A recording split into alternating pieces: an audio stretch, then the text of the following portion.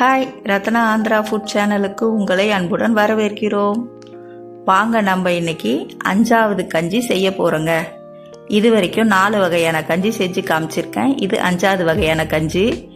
இது வரைக்கும் நம்ம சேனலை சப்ஸ்கிரைப் பண்ணலைன்னா சப்ஸ்கிரைப் பண்ணி வச்சுக்கோங்க, பெல் பட்டன் அழுத்தி வச்சுக்கோங்க. இந்த கஞ்சி நீங்கள் மொதல் டைம் பார்க்குறீங்களா இதுக்கு முன்னாடி 4 வகையான கஞ்சி செஞ்சு காமிச்சிருக்கேங்க. நம்ம வீடியோவை தொடர்ந்து பார்த்தீங்கன்னா தெரியும். இது 5வது கஞ்சிங்க. ரொம்ப ஆரோக்கியமான முறையில் இந்த கஞ்சி இருக்குங்க. அதுக்கு தேவையான பொருட்கள் பார்த்திங்கன்னா கம்பு, பாசிப்பருப்பு, வேர்க்கடலை, பாதாம், ஏலக்காய், சுக்கு, வெல்லங்க. இந்த கஞ்சிக்கு எடுத்த கம்பை நல்லா ஒரு பாத்திரத்தில் போட்டு 4 தடவை 5 தடவை தண்ணி ஊற்றி நல்லா கை வச்சு பிசைஞ்சு கழுவுங்க. நான் உங்களுக்கு செஞ்சு காட்டுறதுக்காக ஒரு டம்ளர் போட்டிருக்கேங்க. நான் இந்த வாட்டி ஏற்கனவே வீட்டுக்கு மொத்தமாக செஞ்சு வச்சுருக்கேங்க. இது வீடியோக்காக ஒரு டம்ளர் மட்டும் உங்களுக்கு செஞ்சு காட்டுறேங்க. நம்மளுடைய வீடியோவில் நான் காமிச்ச கஞ்சியில் எந்த பொருளில் என்னென்ன அளவு சேர்க்கணும், அதை எப்படி செய்யணும்னு வீடியோவில் முழுசாக நல்லா காமிச்சிருக்கேங்க. நீங்கள் போய் நம்ம சேனலை செக் பண்ணி பாருங்கள், தெரியும். ஒவ்வொரு பொருளுக்கும் ஒரு பொருளை சேர்த்து சாப்பிடும்போது இருக்கிற சத்தும் உங்களுக்கு நான் அதில் சொல்லியிருப்பேங்க. இப்போ பார்த்தீங்கன்னா கம்புக்கு பாசிப்பருப்பு சேர்த்து சாப்பிட்டிங்கன்னா உங்களுக்கு நார் சத்து, புரோட்டீன் சத்து, அப்புறம் இரும்பு சத்து, கால்சியம் சத்துன்னு எல்லாமே உங்களுக்கு கிடைக்குங்க. இந்த கம்பில் அவ்வளோ விசேஷமான குணங்கள் இருக்குங்க. இது நல்லா ஆறிடுச்சுங்க. ஃபேன் காற்றுல துணியில் போட்டு ஆற வச்சு எடுத்துகிட்டு வந்தாச்சுங்க. இப்போ இதை நல்லா கைவிடாமல் வறுத்து எடுத்துக்குங்க. அதிகமான தீ வச்சிங்கன்னா சோளம் மாதிரி பொரிஞ்சிருங்க. நம்ம சேனலில் ஏற்கனவே சத்து மாவு வீடியோ கூட போட்டிருக்கேங்க. குழந்தைகளுக்கான சத்து மாவு எப்படி செய்யணும், எப்படியெல்லாம் அரைச்சி குழந்தைங்களுக்கு கொடுக்கணும்னு காமிச்சிருக்கேன். நீங்கள் செக் பண்ணி பார்த்துக்குங்க. இப்போ பாசிப்பருப்பு 1/2 டம்ளர் போட்டிருக்கேங்க. இந்த கம்பு கூட பாசிப்பருப்பு காம்பினேஷன் ரொம்ப நல்லா இருக்குங்க. செஞ்சு சாப்பிட்டு பார்த்தீங்கன்னா தெரியும். உடம்புக்கு ரொம்ப ஆரோக்கியமான பாசிப்பருப்பும் கம்பும் சேர்ந்து சாப்பிடும்போது நல்லா இருக்குங்க. இப்போ இதையுமே கைவிடாமல் வறுத்து எடுத்துகிட்டு வந்துடுங்க. இதுவும் கலர் மாதிரி அந்த வாசனை வரும். அப்போ இதை மாற்றி எடுத்துக்கலாங்க. அவ்வளவுதாங்க. பாருங்கள், வறுத்தடிச்சு நல்லாயிருக்கு. ஏற்கனவே நம்ம எடுத்து வச்சுருந்த அந்த வேர்க்கடலை, ஏலக்காய் அதையெல்லாம் போட்டு இப்போயும் வறுத்துக்கலாங்க. நான் இதில் போட்டிருக்க சுக்கோட அளவு கம்மியாக தாங்க போட்டிருக்கேன். ஏன்னா என்னுடைய அளவு கம்போட அளவும் கம்மி தான். இந்த வேர்க்கடலையோட நான் எள்ளு சேர்த்துருக்கேங்க. உங்கள் வீட்டில் இருக்கிற கருப்பு எல்லாம் இருந்தாலும் சரி, வெள்ளை எல்லாம் இருந்தாலும் சரி, உங்கள் இஷ்டம். நான் 1 ஸ்பூன் போட்டிருக்கேன். நீங்கள் 2 ஸ்பூன் 3 ஸ்பூன் கூட போட்டுக்கலாங்க. இந்த கம்பு கூட எள்ளு சேர்த்து சாப்பிட்றதும் அதுவும் இன்னும் ரொம்ப ஆரோக்கியமாக இருக்குங்க. கண்டிப்பாக எள்ளு சேர்த்து சாப்பிடுங்க. உடலுக்கு ரொம்ப ரொம்ப ஆரோக்கியங்க. இப்போது நான் மிக்சி ஜாரில் வெறும் கம்பும் பாசிப்பருப்பும் தாங்க அரைக்கிறேன் ஃபஸ்ட்டு. எதுக்காகன்னா 2 வகையான கஞ்சி, ஒன்று உப்பு கஞ்சி, ஒன்று இனிப்பு கஞ்சி செஞ்சு காமிக்கிறேங்க.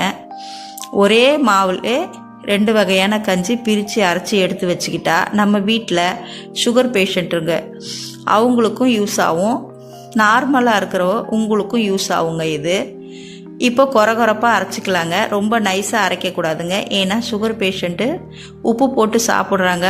அதே நேரத்தில் அவங்களுக்கு கொரகொரப்பாகவும் இருக்கணும். அந்த நார்ச்சத்து அவங்களுக்கு சேரணுங்க.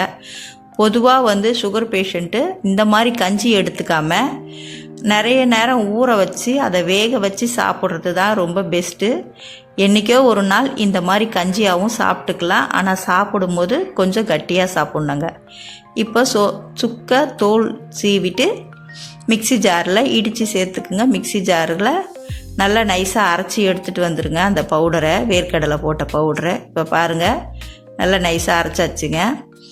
இந்த அரைச்ச பவுடரை சூடு ஆற வச்சு நம்ம பாட்டிலில் போட்டு வச்சுக்கணுங்க. அதனால் முதல்ல தட்டில் சேர்த்துருங்க. சேர்த்துட்டு நல்லா கலந்து விட்டு ஃபேன் காற்றுல ஆற வச்சுருங்க.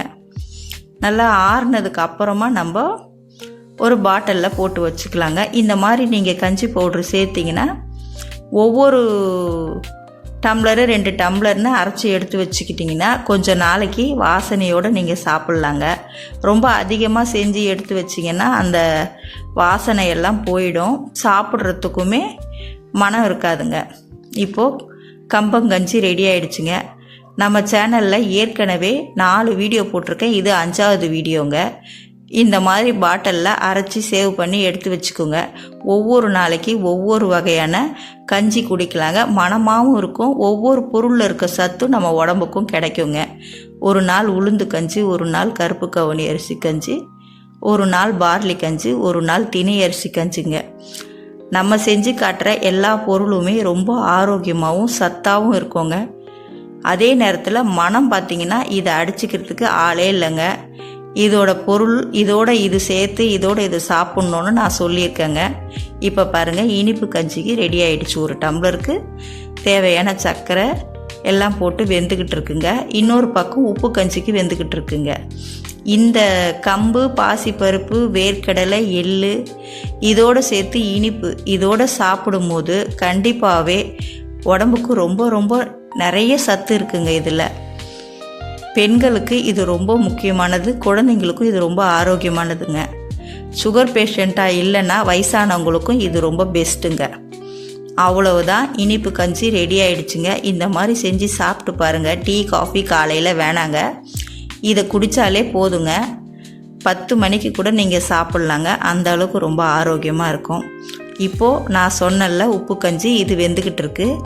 இதை சிம்மில் வச்சுருவோம். ஒரு 10 நிமிஷம் கழித்து பார்த்தீங்கன்னா நீங்கள் நல்லா கட்டியாக இருக்குங்க. ஆறுனதுக்கப்புறம் காய் வச்சுக்கிட்டு கீரை கூட்டு, அதே மாதிரி நான்வெஜ்ஜு சாப்பிட்றவங்களாம் தான் முட்டை, மீன் குழம்பு, கறி குழம்பு இதெல்லாம் வச்சுக்கிட்டு கூட காய் வச்சுக்கிட்டு சாப்பிட்டிங்கன்னா சுகர் பேஷண்ட்டுக்கு சர்க்கரையோட அளவு நார்மலாக இருக்குங்க. நான் கொஞ்சம் கொரகொரப்பாக தான் அரைச்சி வச்சுருக்கேன். அதனால் இது ஒரு கூழ் பக்குவத்துக்கு தாங்க இருக்கும். ஆறுனதுக்கப்புறம் கண்டிப்பாக சின்ன வெங்காயம் வச்சு ஊறுகாய் வச்சு குழம்போட நம்ம தாராளமாக சாப்பிட்லாங்க. சர்க்கரையோட அளவு கட்டுப்பாட்டில் தான் இருக்கும். வெயிட் லாஸ் பண்ணணும்னு நினைக்கிறவங்க கூட இந்த மாதிரி கட்டியாக தயிர் ஊற்றிக்கிட்டு தாராளமாக சாப்பிட்லாங்க. இந்த அளவு ரொம்ப முக்கியங்க. கட்டியும் இருக்கணும், அதே நேரத்தில் நல்லா வெந்தும் இருக்கணுங்க. கொரகொரப்பாக இருக்கிறதுனால நம்ம இது ஒரு சாதமாக சாப்பிட்டா மாதிரியும் இருக்குங்க. அவ்வளவுதான், ஆரோக்கியமான 5 வகையான கஞ்சி ரெடி ஆயிடுச்சுங்க. நம்ம சேனலை தொடர்ந்து பாருங்கள், நமக்கு சப்போர்ட் பண்ணுங்கள். அவ்வளவுதாங்க, ஆரோக்கியமான 5 வகையான கஞ்சி ரெடி. செஞ்சு சாப்பிடுங்க, சந்தோஷமாக இருங்க.